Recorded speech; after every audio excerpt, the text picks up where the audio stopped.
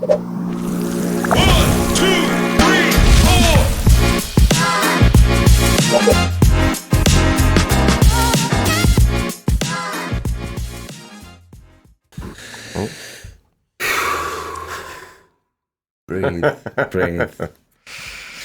Right. Welcome to the Exploding Paella podcast. With me, Joseph. And me, Shotty. You'll find us on YouTube, Rumble and Spotify. Wherever you are listening, please do like, follow and subscribe. Also, check the description for more information. And there you'll find our Patreon page. And if you head over there, you'll get access to exclusive content. So, with that out of the way, how are we doing? Yeah, good. All right, the timer. Yes, We're the going. timer. Let's see if it works this time. What are we going for? 45 minutes? Yeah, people don't know what that time has been through. The last time as well, as I picked it up, all the water came out and went all over the floor. It's had an awful time. But you couldn't see it on the camera. Yeah, so this is like to just keep us on track, because sometimes when we are talking, we can get carried away and lose track of time. So 45 minutes until the paella explodes. And we'll explain a little bit more about that as well, why we've called it that. So we have done one of these already, haven't we? Yeah, so we had a little trial run. I suppose we should start by explaining why we're here and why we're doing this. Yeah, I suppose, but I'm going to feel like I'm repeating myself because we've already done it once. But the audience hasn't heard any of fair that. Enough. So. No, we did one of these before, but we were sort of experimenting with the camera, and it just didn't quite work out. So I might put the audio up on the Patreon page so that people can get an idea of what we kind of experimented with to start with. And, if you do listen to that, then some of this will be repeat information. So basically, we sort of decided to do this because most of the time when we get together and start talking, the conversation goes off, meanders, doesn't it, on all kinds of topics. And I think, certainly for me, I've come away and gone, we should have recorded that. Oh, numerous times. Yeah, because it's like, I don't even know how we got on to some of those subjects. Yeah, it's that, conscious chain of thought. You just find yourself naturally meandering from one topic to another, and then before you know it, you've gone from talking about world politics to toast. Yeah, or those toasters that you get in hotels that do 50 pieces of toast a minute. Not in your hotel room, I'd hope. I've always wanted one of those. Yeah, that'd be pretty awesome. But yeah, and the exploding paella thing came up because literally that is where the conversation ended up on one of the last occasions. And, it was to do with, we started talking about cesium, and my girlfriend Vicky, she didn't know what it was. So we were explaining that it reacts with water and explodes. So then it was like, I wonder what would happen if you put cesium into different things, one of them being paella, and you said exploding paella. It was like, that would be a good name for the podcast, because it kind of explains the insanity sometimes that these conversations reach. So what's been on your mind recently? Mostly I've been thinking, doing this podcast, would we get better viewing figures if we did actually put cesium in eggs, various different fruit and vegetables? I think as everybody is at the moment, with the, you're constantly sort of bombarded every day by different things that in the media and everything else that's going on, that it's just been, one of those times where each day you kind of, if you're not careful, especially, you find yourself going down a rabbit hole of, what does this mean? What does that mean? Yeah, what's happening? What's happening? Some people, I guess, don't do it, but I can't help myself but maybe look into these, every time there is something, and you're like, okay, what does that mean for me? What does that mean, Yeah, what does it mean for the future, I suppose? Yeah, there's a lot of things, isn't there, at the moment? Digital ID being one of them. Yeah. Which they've been talking about for years. I just don't really see how this is going to going to pan out, if you know what I mean. No, one thing I will just interject with is that everything in these podcasts are just our own opinions. We're not always going to be right about everything. And if we do cover something and we're not sure about the facts, we'll come back to that later, probably at the following episode, and try and make sure that we clarify anything that we need to clarify. Yeah, I think we're both going to learn a lot. Yeah. And sometimes our opinions differ greatly on certain subjects. Quite often. But that's what makes it interesting. Yeah, and I think it's being able to, we've always had this thing where we're never going to have a conversation and the other person is offended if we disagree. And more it feels like in day-to-day life it's hard to have those conversations with people because everything seems to be a polarized, whether you're talking about how someone feels about politics or, what your views are on religion or, gender polarization, immigration, whatever it is, it feels like you can't just say, oh, this is what I think about this and this is why I feel, about that. It's hard to have a normal not a normal conversation, but what would have been a normal conversation. Possibly. I think sometimes as well, the art of conversation is somewhat lost in certain spaces. And also, when people do get together, I don't know, it might be like going out for a few drinks and stuff or whatever. People generally don't get into those subjects as much anymore. You talk about, maybe what you've done that week or that kind of thing. But also, I think maybe, people have these sort of arguments online now, don't they? In text on Facebook and stuff like that. And yeah, I try not to do that because sometimes I really want to get involved when somebody makes a point on Facebook, but a lot of the time it's very difficult to get your entire point across in so few words. And that feels weird to me, that the normal space to have a conversation, especially if it's about something that is, quite in depth or possibly gonna be triggering to people, is now online, where you can't explain properly how you think about something and why you think about something and how that relates to you, because it's just short form text. Yeah. How is that now the norm? Whereas having a conversation with someone that you hopefully know well enough that you'd be able to do that, that's now not the norm. On Twitter, X, yeah. Is it still limited to like so many characters? I think so, because then you have to do a thread, so you have to build on it, and each right. Which, I mean, obviously they've done that for a reason, so that when you're scrolling through your timeline, your feed, that you're not bombarded by one person who's put 2,000 words. Yeah. But at the same time, again, that's changing the way that we look at content. So then you've got to surmise whether you want to read further and engage with it in a very short amount of words. Yeah, because I just, the last few times I've been on there, it's a very interesting space now.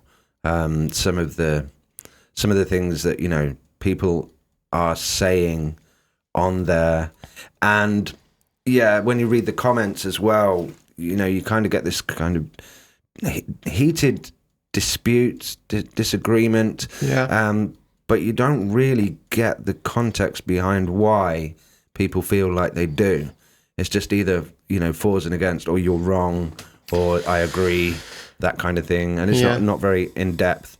So again, if people use that medium for the majority of time to have those kind of discussions, it's not very, you know what I mean, in depth in that sense. Yeah, it's not really conducive to having a proper conversation, and I mean, discussion should really be about fors and against. Here's my argument. This is why I think it. You come back with how you think. Between us, we think about how we, what the other person's opinion is, digest that information, try and understand why they might think that, not only based on what they've said their reasonings are, but obviously you've always got to take into account, if you know someone as well, it's easier, but why they would have that opinion based on the way they are, how they've grown up, whatever, how the life they live. Because if you look at a very select, small piece of the population, so say we looked at people in Britain who are white over the age of 75, when it was Brexit and they were all voting for Brexit, a large majority of those people voted for Brexit. Yeah. And then, rather than just going, okay, well, why on earth would they vote that way? You then have to go, okay, well, what generation are they? It doesn't necessarily validate their opinion, but it makes it easier for you to try and get your head around why they think that. And if you do that as well, if you're going to have a conversation or a discussion with someone about how they think about something and their opinion, then if you understand that, you can better put your point across. Yeah. Because you're not really, essentially, you're not necessarily proving your point. It's a bit like playing poker. Yes, you've got your cards, but you're not really playing your cards because they don't know what you've got. You're playing their cards. Yeah. So you've got to then, your argument has then got to talk them round their opinion to show your own argument. Does that make sense? Excuse me. Yeah, I do. But the other thing is as well, there's a certain generation that still use Facebook. Yeah. And there's not that many of the younger generation on Facebook anymore, apparently. Not compared to things like, TikTok and Snapchat and whatever else. Yeah. But sometimes when I go, I do look at TikTok occasionally, though I'm trying to do it less and less. There's so much kind of just noise on there. And I think that must be like kind of just easy to do that and then not really have any opinions, if you know what I mean. I think sometimes as well, though, I could be wrong when you see, and sorry, I have gone off topic a little bit, but I was just thinking about, sometimes when you see these kind of, I don't know, what would you call them, where you've got Charlie Kirk, rest in peace, but and these people stand up and they're sort of making their opinions. There's a certain kind of like anger. The people that stand up and actually say something are kind of angry, or rejectful at this person. And what is it, Ben Shapiro? Shapiro. Shapiro. I always say Shapiro. That sounds like a make of like stationery or something. Maybe that's what he'll do next. Stationery adverts. Yeah, and then but then like people are kind of like angry when they're saying that, and that's what kicks off the debate. And it shouldn't be from a point of anger.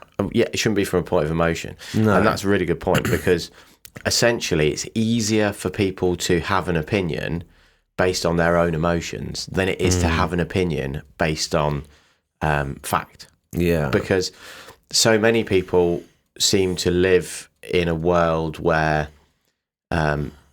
their feelings are so validated that if that opinion ties in with how they feel, then that opinion is validated. Right. So we all have a responsibility for how anyone makes us feel. No one can make you feel in any particular way. You have a responsibility. So if someone says something you don't like, you get to decide whether you let them make you angry, whether you let them make you sad. Yes, there are caveats to that. You shouldn't say things that are obviously horrible to someone and not expect them to get upset. But if someone's just having an opinion that's different to yours, it's up to you if you're going to be riled up by that opinion. And I think if you have an opinion based on emotion, it's almost shouldn't really be called an opinion anymore. It's you have a feeling about that particular topic. Yeah. Yeah, and these people that kind of like feel victimized, just because somebody holds an opinion on a particular subject kind of thing. But I just think it's sad to see that so many angry people in the world purely because of things that should just be like open discussions, Yeah, I think that feeds into kind of where we are at the moment in society, because we've gone from being quite right-wing and very, focused on patriotism and inward looking, to having this big world view and everything becoming more democratic. And then you realise that the system hasn't worked, being really democratic. I mean, in America, for example, after Obama, I think people felt massively let down because they thought Obama's coming in, he's going to be great, he's going to do all these amazing things, and then he couldn't. Whether he would or not is a different story, but he couldn't. Some of that is because of the political mechanism in America. But then they got very disenfranchised to democracy. And that's how you kind of end up with someone like Trump, because people feel like they've been let down by politicians and they've got to the point where they think, right, we've got someone who's perfect. Obviously not everyone thought that, but and they're going to solve loads of our problems through being really democratic. And then you end up swinging the other way to someone who's outside of politics. Some people would consider to be right-wing, and when you get those shifts, you kind of feel it in society, because everyone's, beat down by the economy. I say everyone, your average person that isn't wealthy feels like they've been beaten down by the economy. Wages aren't keeping up with inflation. Real world, their standard of living's going down. So they're just angry. And they don't necessarily have an outlet for that. So that's when, you see it, like you say, on X. You go on X and people are very animated and not willing to listen to other people's opinions or have a discussion. And you do just get, it's kind of a bit like that in COVID, where you had everyone was very divided. You're in a situation where there's a lot of uncertainty, whether it was because of what was going on with COVID, but how is that much different to people being uncertain about their jobs and how they're going to survive? It's just that fear. Yeah. And then people become very tribal, really, stick to their guns about their opinions, whether they're well-rounded or not necessarily. And then, you get, these divisions. Yeah, I suppose. One thing I am going to do is just move your cable and hang it on the back over there, because I don't need to keep knocking it. So we'll remember this for next time. But, I don't want you to keep tapping it, and then for that, put it through. It'll be all right. I just think, in today's world, like, people don't tend to, go down the pub anymore. And people used to do that. Yeah. Used to go and, spend a lot more time in the pub. And now when people go down to the pub, it's like crazy times, isn't it? And you know, like Friday and Saturday nights and stuff. But you used to have a quiet corner of like trades and labour clubs and conservative clubs and working men's clubs and stuff like that. They're kind of all gone. The conservative club is like the last one in town, isn't it? Yeah, I think so. Yeah, but they were like their own little communities. That's what I mean, though. Yeah, like the community now is this kind of short form text community, and again it just comes back to this whole thing that the art of conversation, and this kind of open discussion is massively important, I think. And I suppose there are people doing it. You do look around online, but some of the podcasts that I see, that some of them are on a particular topic. So like, say for example, they're always talking about gaming PCs, or they're always talking about music gear or that kind of thing. Not just kind of... I suppose what I want to see more is people having differences of opinion, but not turning against each other. Yeah. Do you know what I mean? Yeah, it's 100%. like, because let's face it, I guess what I'm getting at is like, it's that kind of sad and wrong that, there were people that went online celebrating when Charlie Kirk was assassinated. And that is like, what? That's not... If that continues, that kind of like aggressive division between people that have differences of opinions, or people that, are pro this or pro that, and I won't mention any particular names at this stage, but if that kind of continues, what kind of world, you know what I mean, is it going to be in like 10 years? Something has to change. Well, this is it. And unfortunately, if you look back at periods of time where you have this kind of fractured social consciousness. So you have a lot of division. You have, political figures being assassinated. You have marches in the streets. All these kind of things do quite often, revolve around periods of financial instability for people. And in most cases, you end up with some kind of maybe a war, maybe a civil war, some kind of big kinetic force that happens. Yeah, is that going to happen? Is that, sort of, excuse me, in the pipeline? I'm just getting comfy. But I don't know. It's, there was, when Donald Trump was attempted assassination, I remember sort of overhearing conversations and literally people saying, "Oh, it's a shame they missed.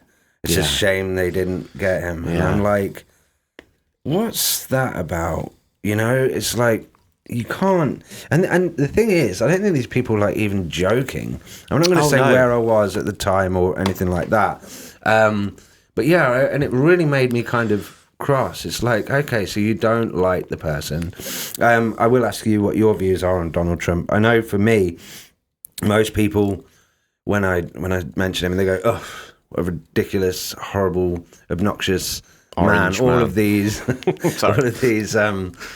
things come out, and it's like, well, why have you formed that opinion? And a lot of the time, most people don't know. Okay, there is some like valid arguments that people have put forth about his views on abortion and stuff like that. But generally, it's like the opinions of the masses are literally formed by kind of what they see on the mainstream media. But if you look throughout his kind of history, his timeline, he's actually a very kind of successful man. I just don't think you can really make a valid kind of form your opinions about somebody from these little snippets that you see on the mainstream media. If you really want to stand there and say, this man is X, Y, Z, you need to go and look at what he's done throughout his history. I mean, like, he's got the bachelor's in economics, I think, from the University of Pennsylvania, I think it was. He served in the New York Military Academy. He was the only one through the sort of like Great Depression who actually came out of it with very successfully. So there's got to be something about that. And then to end up being president of the United States twice. People have voted for you. It's not happened, And that's the other thing as well. More than 50% of America. They can't all be wrong. You know what I mean? So how do people have this opinion? Even to the point that when he nearly gets assassinated, people are saying, "Oh, they should have." I just think that's like, where are people getting this from? How do they get to that stage? And what's your opinion? I think there's two things you've got to consider to start with. One is that there's a saying, dangerous times breed dangerous men. Right. So if you think that he's doing things that are dangerous on the world stage or within America, well, there's a very good chance that is because of what's happened for decades before that's led to this moment that has put someone like him there. Mm-hmm. And also, you can't really judge. So how are you judging this person? If you're just judging them on the ethics of the person, then no, he's probably not the best person in the world. Mm-hmm. But then most people aren't. But if you're judging him on what he does and what he succeeds to do, which if you're judging someone in a role, then that's quite different. So, but do these people that form these opinions know how they're judging him? That's the other question, That's the thing. Yeah, that's kind of what I'm getting at. But... So, if I was to say my personal opinion on him is, he has managed to achieve some things that no one else has managed to achieve. Yeah. He has managed to put a stop to some conflicts. He has managed to also line the pockets of very rich Americans. you know. But you're always going to have that flip side. So I think you've got to decide what you wanted from him. If you're going to have the argument that he's caused a lot of division in America, you know, namely after the January 6th, you know, storming of, you know, the Capitol, then you've got to say, well, at the next vote, he got over 50%, which also included quite a lot of working class and Hispanics and whatnot. So then you would have to take the view that he'd pulled people together somehow. Yeah.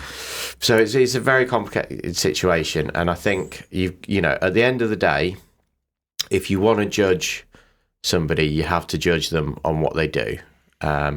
Whether it will turn out that he did go to Epstein's Island and got up to anything he shouldn't have been doing, or whether he just merely went there to sit by the pool and read a newspaper, I don't know. But I think until we have, and that's just conjecture, obviously, until you have any kind of solid, hard facts about the things you make an opinion on him, then really you shouldn't be. Yeah, but I think a lot of people are afraid of him. Yeah, possibly. I just don't think you can be that strongly opinionated, like, without doing some research. Yeah. You know what I mean? Yeah. Like, you can't, I mean, what has come out now, and again, I'm going to be careful what I say until things progress, but about the, you know, the rioting on the 6th of January, wasn't it, with Donald Trump, and the fact that the Panorama program had completely taken out of context what he'd actually said and made it look like he was actually advocating violence. Yeah. But then clearly that wasn't the case, because they put two clips that were like 50 minutes apart and put them together to make it look like that. Yeah. I think that's got to be a wake-up call for some people that have these opinions and go, he's this, that, and the other. And like the only place they've got that information from is these 5 minute, 10 minutes, sometimes less than that. Sometimes like it's 2 minutes of like a 50-minute press conference. It's 2 minutes of what he said. And the other thing as well was like when during the COVID thing and the ultraviolet light thing, and he said this stupid thing. There were certain things that I've seen where they've said, oh, he said this. But if you go and look at the whole thing, he was repeating a question that somebody else had asked. Right. But then they'd like cut that out to make it look like that was his question. Yeah. But it was off the back end of what somebody else had said. So when you look at the whole thing, it's out of context. It totally changes it. And I just think people have got to be very careful with that. I think the same goes for religion. I saw this video on TikTok the other day, and it's kind of shocking. This person was there just basically calling out people that were religious to be psychopaths, and it's all your fault, and you know that the wars. I mean, look, and it's just a book, and this kind of making these like really bold, kind of horrible kind of statements about anybody that was religious, and saying get a grip, blah blah blah. You're talking about burning bushes and stuff. It's like this has got to stop. And there was one good comment. She said, "Yes, that's it." She was just saying it's just a book club. Right, it's basically what she was saying. It's a worldwide book club. Yeah, and one of the comments at the top was like, yeah, the thing about a book club is most people have read the book. Yeah. Right? And that was getting like loads and loads of attention, loads of likes and stuff. And I was like, yeah, you can't, do you know what I mean? Make those statements like that, the way you are doing, and being that kind of like having that much hatred directed at people and telling other people that they are this, that, and the other. Yet, from what I sensed, and again, it would be an assumption, I guess, she clearly didn't know anything about it. She wasn't making any references to this particular book or, you know, Exodus or, you know, Genesis or anything like that. There was nothing in that video that showed me that she had any knowledge at all of religion. It was just her kind of thing. And again, you've got to know where, if you're going to direct it with that much anger and hatred, you've got to know where you're coming from. You've got to at least have looked at it. It's the same like going, oh, Captain Phillips, that is an absolute shit film. Anybody that's watched that film is a total idiot, and I don't want anything to do with him. Have you watched the film? No. No, I've not watched it, clearly, but anybody that has is, you know what I mean? This goes back to your original point from some time ago, where anyone's opinion now is deemed to be valid, regardless of whether they have any reasoning for it or not, you know. And again, sort of what I was saying earlier about, you know, why people have opinions that are based on emotion, you know, does that person feel scared in the world the way it is and need something that they want to blame it on? You know, oh, let's blame it on religion. Let's blame it all on religion. Now, we know, you know, that over the years, many bad people, probably mostly male, have done awful things in the name of religion. But that's two separate things. Yeah. So that's like saying Islam is out and out bad, or saying that Abu Hamza, who was, you know, a radical Muslim cleric in London, was bad. They're two totally different things. Yeah. He was preaching a common view of what Islam was. So, you know, most Islamic people would have said that they would have said he was a, you know, whatever, you know, whether he's a terrorist or just a fundamentalist or whatever. That's not what 99.9% of the people who believed in Islam believed in. Yeah. So how can you go out and tell somebody that, you know, a whole thing is bad? And as of... many people have done awful things for the reasons of financial gain, wanting power, you know. So I think it is that thing where also, unfortunately, with the internet and social media, it's very easy to also just want to get a rise out of people. Yeah, maybe that's why some people do it, you know, because they're trying to, I don't know, just that gratification that they're getting. Well, they've got issues, and you know, ultimately though, you got to understand why someone does something. You have to understand their issues when it's something that's irrational. So if you can't fully, that's why it is impossible to fully understand or try and fully understand why some people do things without knowing their story and what their issues are. Because if it is something that is ridiculous and irrational, you're not going to be able to understand it. Yeah, I guess so. I just think that's my whole point, is that if people really want to be that strongly opinionated on something, then you need to at least have looked into it and know what it is. It also comes down to you know, someone once told me, don't argue with stupid people because they won't realise when they're wrong. And what a lot of the cases where you could say, well, you know, a guy's put his opinion across. He's not really put an opinion across. He's just put a statement across. Yes. And it's not somewhere where you can have a discussion. No. So it is pointless to engage with it. You know? I know what you mean. It reminds me of that thing. Do you remember the Jam? It used to be on, like, was it Channel 4 or something? I think it was absolutely crazy, like, videos, lizards coming out the telly. These, like, I don't know what you'd call them, like these kind of, like, scenes that they set up. There was one where it said, thick people are very good at winning arguments because they're too thick to realise they've lost. Exactly. There's one statement. But yeah, so anyway, that's interesting. So that's your kind of view on that. But yeah, I can't remember what else we were talking about on the first one, and it's not coming up, but that was something as well. What you used to be able to say in films. Oh, yeah. And what you can't say now.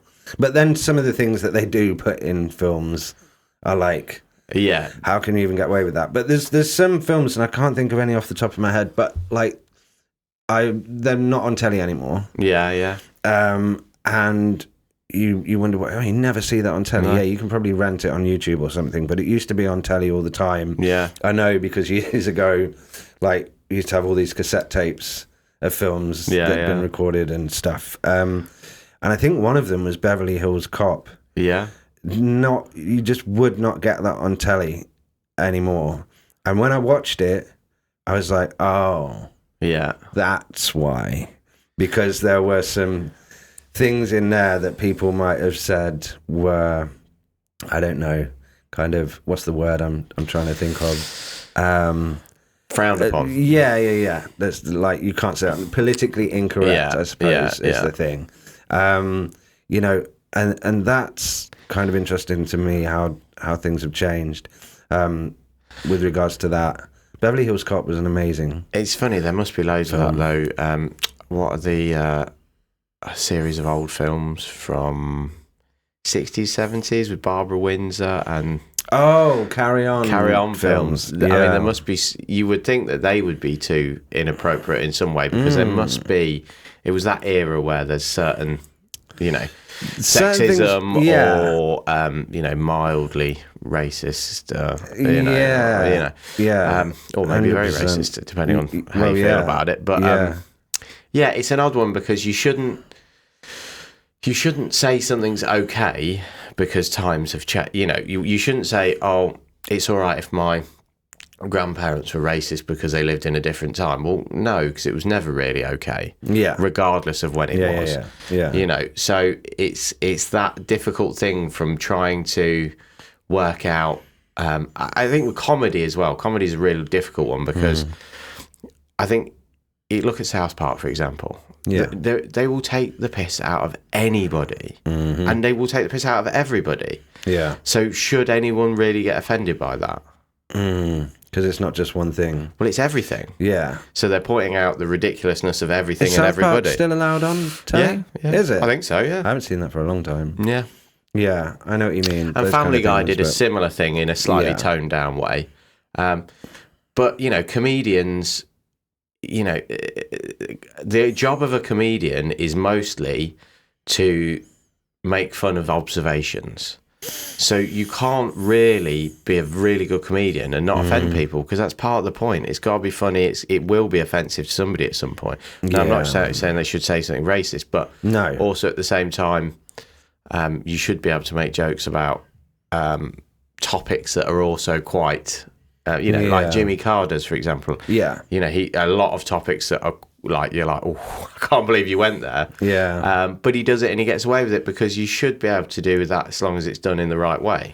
Yeah, I feel sorry for comedians in today's world because they've got to be like really careful. You're only ever one joke away from being cancelled. Yes, yeah. And you're right, Jimmy Carr does do some like borderline stuff. Although ironically, he only nearly got himself cancelled for tax evasion, not for jokes. No, let's not talk about that. But that's up to him. Yeah. But yeah, I think that's a shame that like some of these, like, so what we having to do, like, erase some of these things from history because today it's, you know what I mean? But then you get it with music and it's like, radio's still playing Michael Jackson. Yeah. Is that right? Is that wrong? How do you mean? So you can still hear Michael Jackson's songs on the radio, even though loads of things came out about questionable things with him with documentaries after he died and whatnot. Yeah. And a lot of people have, come to the opinion that certain things weren't okay. Really? I haven't seen but that. you still hear P. Diddy's music on the radio. Well, yeah. Yeah. You still can buy... That's a weird one, isn't it? That's a really weird one. What's going on there? Well, yeah. Yeah, I need to be careful, especially if we're uploading this to certain places. But like, it seems like in kind of every corner of the celebrity world, there's some weird stuff going on. Like, why does this come out? You know what I mean? And then it's like, oh, there's that place, and now there's this place, and there's that person. But it's always the same, isn't it? Because it doesn't matter whether it's celebrity, whether it's just generally people that are influential and in power. You will always have those people that get to a point and the power that they have is not enough. So then they want to exert physical power over people because once they have all the money, all the acclaim and everything else, and they realise that that's all empty and it's not fulfilling them, then for some reason they want to have power over people, which a lot of his thing, what I believe, from what I've seen in documentaries, was, the power of sort of being able to get people to do what he wanted them to do. Right. Do you think that's just like a power trip because there's nothing, it's not satisfying anymore? Well, you can't buy you can't coerce someone into doing what you want them to do purely by money. No. You can say, I'll give you £1 million to eat a pheasant's nostrils, but you can't force them to do it. I mean, you can offer them something, but you can't force them to. Right. So if you're in a position where you're forcing people to do something through fear or, any of those kind of things, coercion, then that's like their ultimate power, because there's no choice for that other person, or that's how they've made them feel. Yeah. Like obviously Cassie, the woman that, was part of the trial and whatnot. Right. He got her to do a lot of things through fear of, having her career ruined, or, Right. physical fear of him, because, so it's a really strange thing, and you try and get your head around it, and you're like, but why does this always happen? But I think that's it. You get to that point, and the only thing that I would hope that if I was ever that powerful, I wouldn't be that person. Well, it's difficult to but say. You always isn't it? find them. Do you think like maybe that you reach a certain status in that sort of A-list celebrity world, and you've got everything, and you go out. I mean, it must be a strange feeling to have all of these people like revere you. You go out on stage and there's like hundreds of thousands of people cheering your name and that, and you feel that sort of big. Do you think it brings people to almost like a point of psychosis? Well, yeah. I mean, look at Kanye West. I'm sure he's very sane. However, really, there's a photo of him in these massive boots. Yeah. Is that real? I think or so. Did somebody photoshopped There's that? loads of insane photos of him in insane outwear, like these massive boots that you couldn't possibly walk in. What is that about? But psychosis. Yeah, I mean, I think he got so big that it broke his brain, and now he wears, ridiculous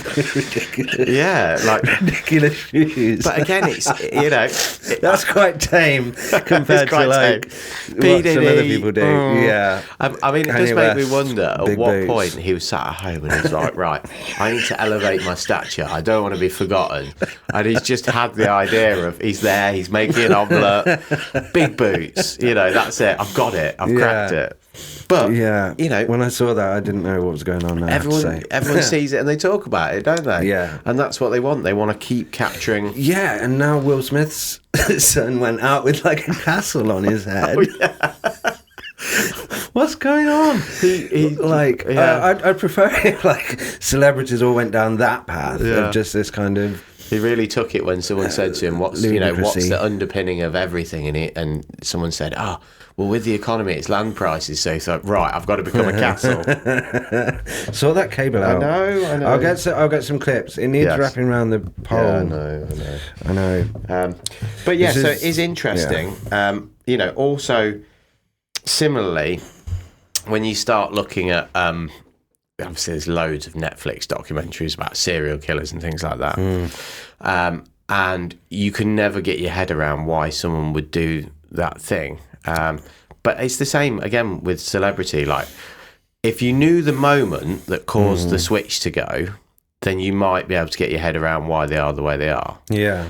Because it's not all of them either, is it? But not but all then celebrities. Some of them... No. No, certainly not all of them. I'm not sort of making that claim, but like you do hear about these crazy things, and it seems to be once people have, they've started out in life normally, they've not necessarily come from a rich background, and then they've got to this status, and then things just get really weird. And I wonder why that the is. boots come out. Yeah, I just wonder why that is. Well, and a lot of other celebrities, I keep using that word, but I suppose that is the right word, but I just mean like famous people. I'm really not getting the words today. Successful singers, successful songwriters, that kind of thing. A lot of them just disappear. Yeah, they get to a certain point and disappear. So if you're a really creative type and you achieve fame, the chances are that you weren't really after fame. You were producing your art, music, whatever, because that's the thing that you love to do, and that you had this creative urge. So a lot of creative types don't like the limelight. They're uncomfortable in that situation, and then they sort of disappear a little bit from or step back. That's like a different type of Yeah. person. It depends like what they're doing it for. You know, look at some people that become incredibly successful, and then they, rather than go down the route of, you know, power or just disappearing, they then go down the, you know, philanthropy. Right, yeah. You know, it's always hard to say that word. Yeah, it's never the easiest stuff to tell. So then they realise, they get to a point, I'm super successful. Oh, this isn't everything that I thought it was. Yeah. They still feel unfulfilled. Right. So then, by doing charity work and building institutions and all these things for the greater good, they then become feeling fulfilled. Yeah. And then I think, you know, you've got someone like Bill Gates, which is, you know, which one of the two is it? Is it the power thing? Is it the, you know, wanting to better humanity? Is it a misplaced, you know, depending on your opinions of all the things he's done, you know?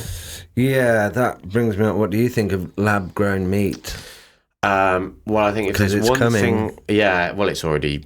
But there was that company that was doing it, wasn't it? And they absolutely crashed. Stock price went to like zero. So really? I don't think there's any... Not zero, but it had a huge crash. So I don't think that your average person has any desire for it. Now, as with all things that come over a number of decades that are revolutionary, whether they're good or bad, it takes for the social consciousness to get to a point before they will then break through. So the world was was flat till it was round, and then briefly it was flat again, but we can talk about it later.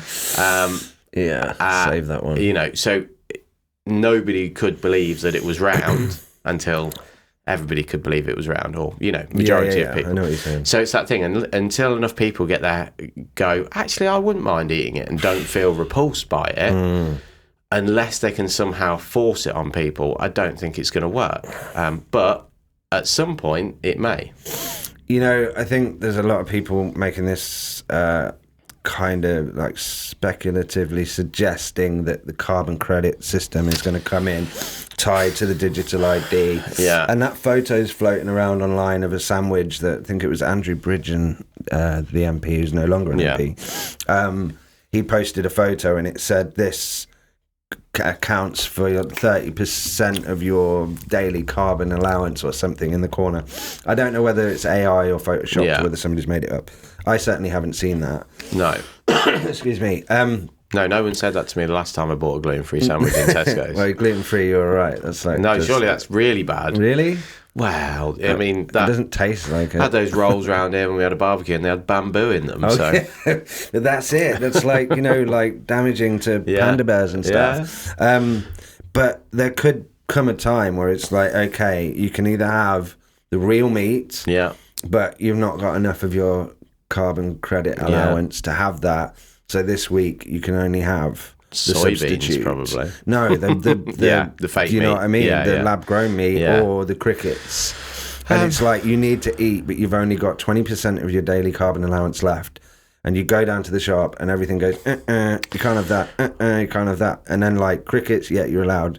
Well, so you go home and eat like dried mealy worms or whatever. Sand beetles. Yeah. I mean, this is the thing, though, about the whole carbon credit thing and social credit scoring, because some people say it's all a hoax, you know, it's all just distraction, it's not real, it's conspiracy theory. But then, you know, what did they do to those truck drivers in Canada when they protested during COVID? Yeah. And they seized bank accounts and whatnot. Yeah. I mean, essentially, that's kind of like a very out there way of, you know, stopping control and you know, further than social credit scoring. But obviously now we're coming to an age where, especially in the UK, if you do say the wrong things, you can land yourself in prison. You know, it kind of feels like we're becoming more authoritarian, and it's, you know, especially in a number of Western countries. So is it really that far-fetched that the government could tell you what you could eat and when you could eat it and how you know? No, and I just think, you know, obviously that kind of system is already up and running in certain places in the world. Yeah. That's how it already operates, and it's like if your score goes too low, you can't get on a train and you can't travel and you can't do this, that and the other. So the fact that that system is already up and running in other parts of the world, you can't say that it's like totally mythical and, you know, some kind of concept that there's no way that could ever happen, because it's already happening. Like, let's say, I'm not going to mention any particular countries, but if that system's already happening there, there's no reason why it can't happen there. No, you know, because there's less and less kind of like. I think the biggest problem that people have getting their head around it is they say, well, something like that could never happen here because we're too democratic. I get. Yeah. But look at COVID as an example. Whether what your feelings on COVID are, you know, that's kind of irrelevant. What the government managed to get people to do through emergency powers during that time shows you that for a reason that it justifies it, they are able to bring most things in. Yeah, I mean, that's like extreme, isn't it? You know, like you can't leave your house and you can't see your own family and stuff like that, and they did it. Yeah. So to usher in a system slowly of, we're doing this for the greater good, we're doing it for the climate and everything else, it could happen. And I think that's where lab-grown meat might come into it. This you don't have a choice. No. You know what I mean? You can only eat so much like real meat, and there's going to be less of it on the shelves. That's a supply and demand thing that's going to be like really expensive if you've got lab-grown meat next to it. That's whatever. And also, what's your view on the fact that cows, the methane that comes from cows, is contributing to global warming? Well, at some point there must have been more cows on the planet. Not necessarily. No, because I think cows aren't something that if you put in an environment, they're a bit like people on Easter Island. They would eat until there's no food left, right? And they're not going to be able to go anywhere because they're not particularly agile. They can't swim. They can't fly. Well, they might be able to swim, yeah. I mean, float maybe. Maybe that's what one of the four stomachs is for, flotation.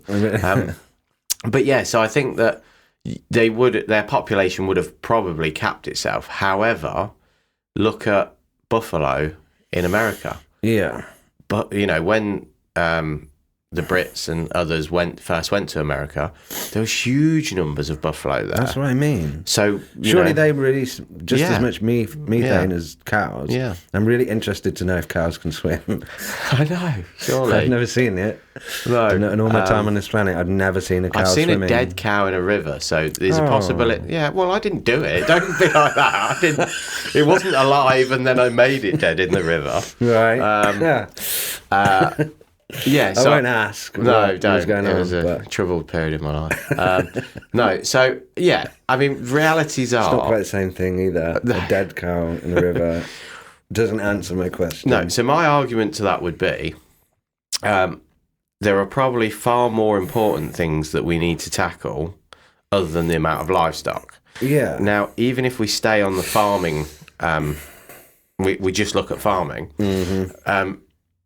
A huge amount of farmland is now becoming useless for growing most crops because it's being over-farmed in industrialised style farming. Yeah.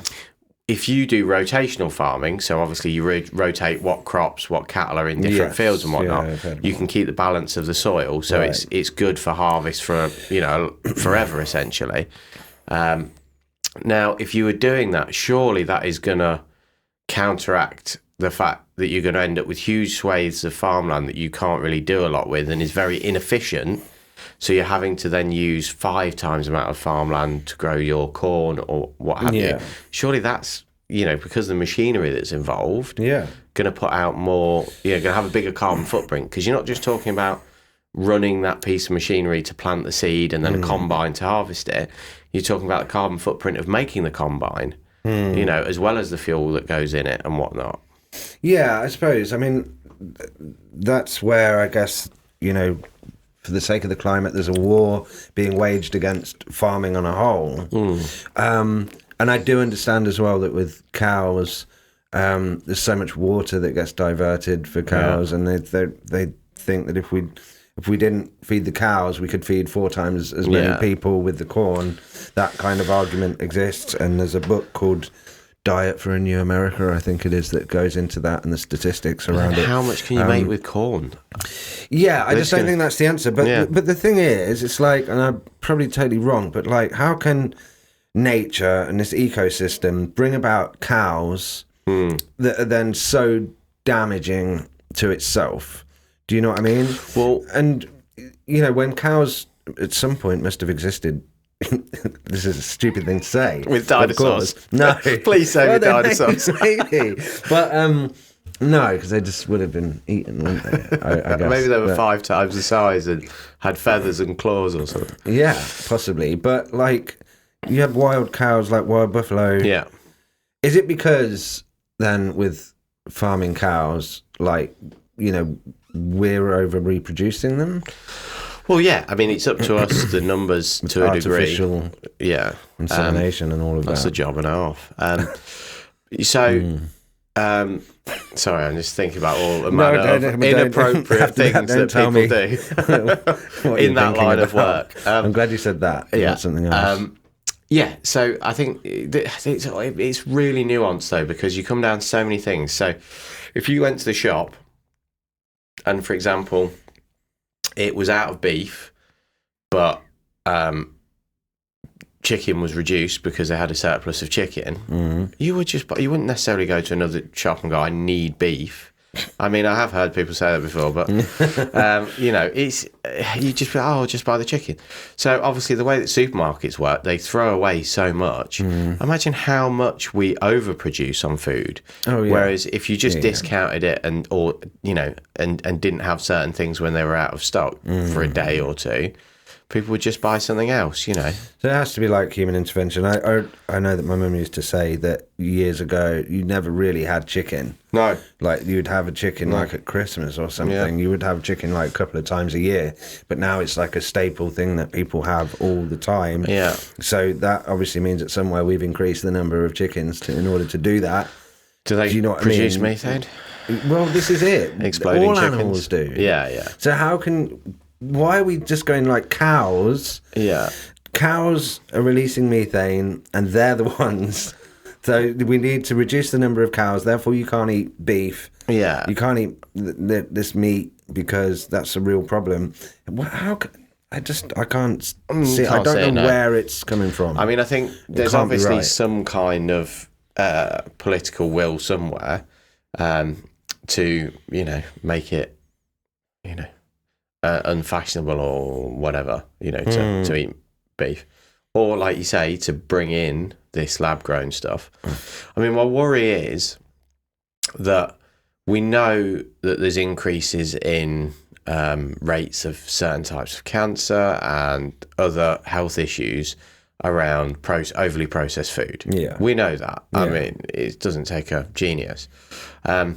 So what are we going to find out with lab-grown food down the line? That it's kind of like the whole sweeteners thing. Get rid of sugar. It's natural, we can grow easily, but get rid of it for sweeteners that are loads cheaper for them to produce. Yeah, because they're better for you. But are they really better for you? Now we know that there's links with a lot of these different types of sweeteners to cancer. Yeah. But there's still, so long as you put them in a product under a certain amount, because they only look at that one product, so they don't know that you've got some kind of issue with eating, I don't know, sugar-free polos. They don't know you go through 40 packs a week. Yeah. So because of the amount of sweetener in that, although it could be dangerous and be cancer-causing if you're eating a high enough amount of it, but because it's only one item, that's okay.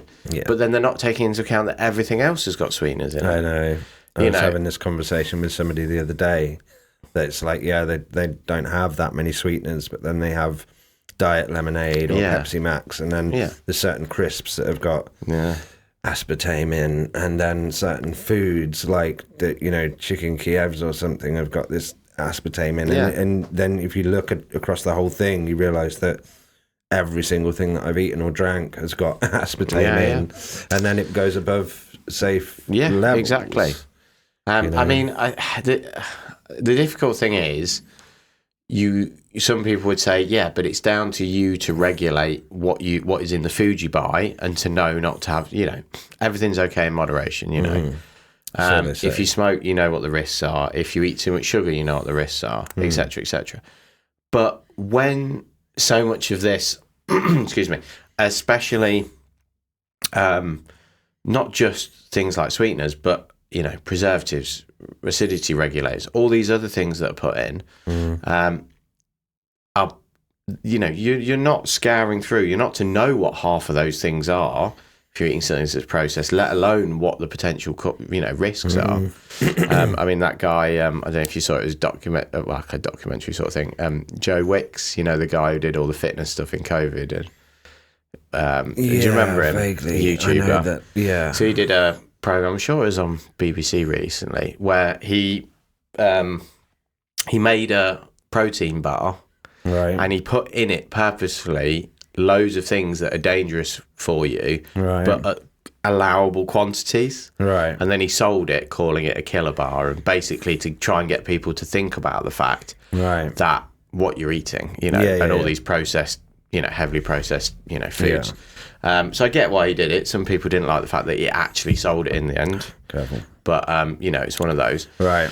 But that's the key, if it's under a certain amount, the FDA or the, whoever in whatever country you're in will go, oh, no, that's fine. But surely you would be better. You can't expect everyone to know, especially when it comes down to chemicals, that how dangerous they are for you and what's the allowable amounts and stuff like that, Yeah. Well, and obviously I don't want to say anything that, like, I shouldn't. It's up to people what they eat.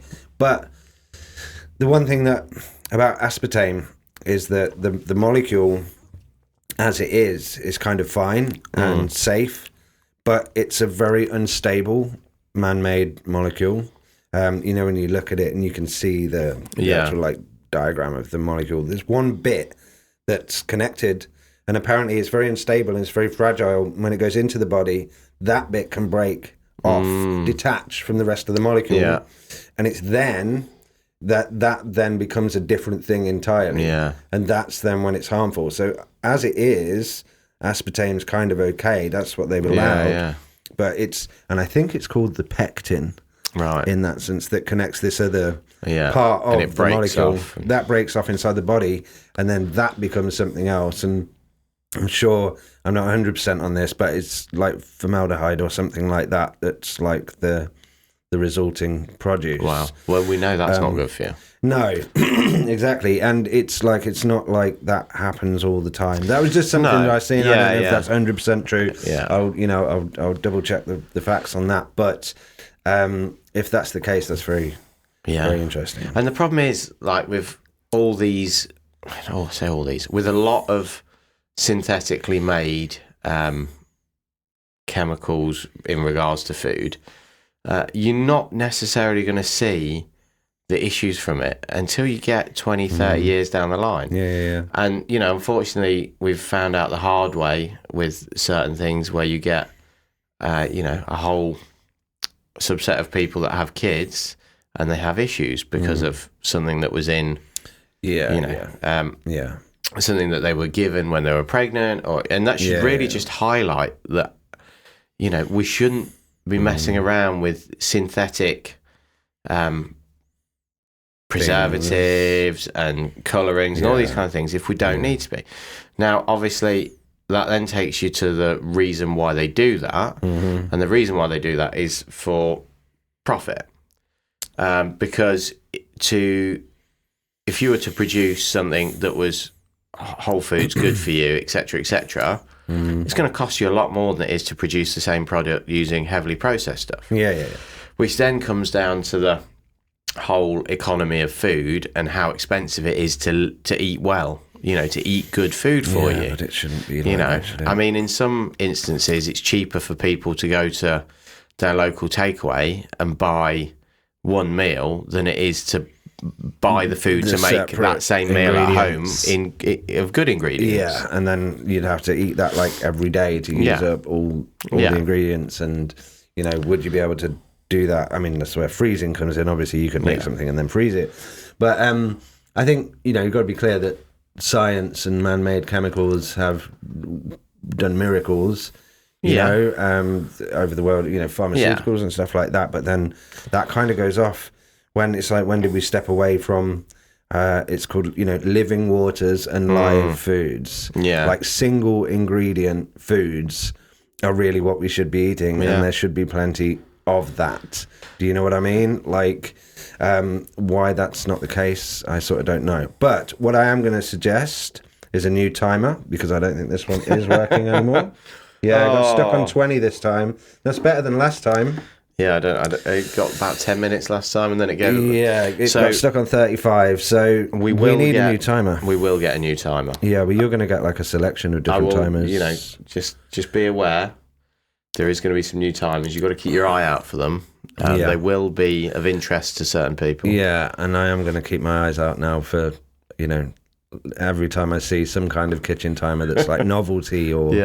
Yeah, and then we'll use that, and hopefully they'll work a little bit better. But bringing this to a close, okay, we didn't really go off this time onto anything crazy as usual, apart from Kanye West's boots, which I'm going to look into. As to why that? No, do you feel they'll make you powerful? I need to find that picture again, though. If I can find it, I'll put it up on the screen during the video. Yeah. But anyway, how long have we been going? I have no idea. About 1 hour, 8 minutes. Yeah, so we're going to call it a day today. So we'll see how this one works out. And if it works out okay, and the audio's okay, and the video's okay, ignore the backdrop. That's going to be changing soon as well.